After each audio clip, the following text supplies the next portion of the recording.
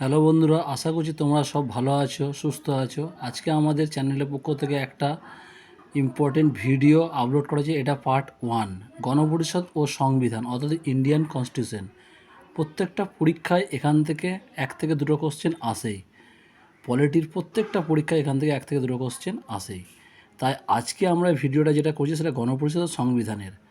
Number 1, গণপরিষদ কতজন সদস্য নিয়ে গঠিত হয়? 385 জন। নাম্বার 2, গণপরিষদের প্রথম সভাপতিকে ডক্টর সচিদানন্দ সিনহা।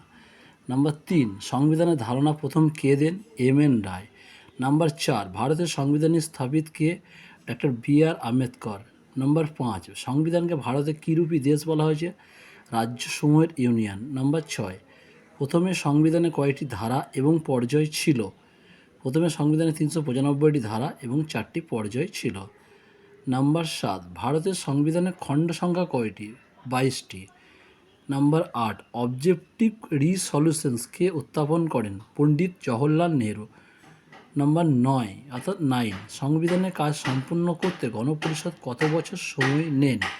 2 বছর 11 মাস 17 দিন। নাম্বার 10 অর্থাৎ 10, কনকারেন্ট লিস্ট কোন দেশের সংবিধান থেকে নেওয়া হয়েছে? অস্ট্রেলিয়ার সংবিধান। নাম্বার 11 অর্থাৎ 11, ভারতের সংবিধানের আত্মা অর্থাৎ সোল বলতে কী বোঝায়? প্রস্তাবনা। নাম্বার 12, প্রস্তাবনা ধারণা কোন সংবিধান থেকে নেওয়া? মার্কিন যুক্তরাষ্ট্র অর্থাৎ ইউএসএ। নাম্বার 13 অর্থাৎ 13 নম্বর, সংবিধানের খসড়া প্রণয়ন কমিটির সভাপতি কে ছিলেন? Doctor B R. আম্বেদকর। নাম্বার 14, গণপরিষদের প্রথম সভা কবে হয়েছিল? অর্থাৎ 14 নম্বর, ডিসেম্বর 9, 1946। নম্বর 15 নম্বর, গণপরিষদ কত সালে ভারতের সংবিধানে গৃহীত হয়? 26শে নভেম্বর 1949। 26শে নভেম্বর 1949।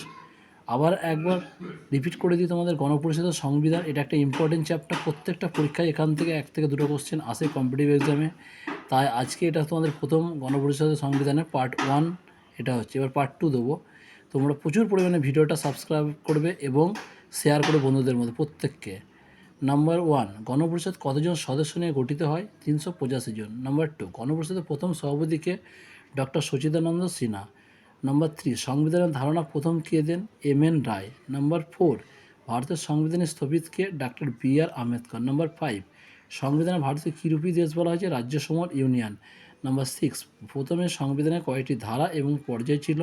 395টি ধারা এবং 8টি পর্যায় ছিল। নাম্বার 7, ভারতের সংবিধানের খণ্ড সংখ্যা কয়টি? 22টি। নাম্বার 8, অবজেক্টিভ রিসলিউশন কে উত্থাপন করেন? পণ্ডিত জওহরলাল নেহরু।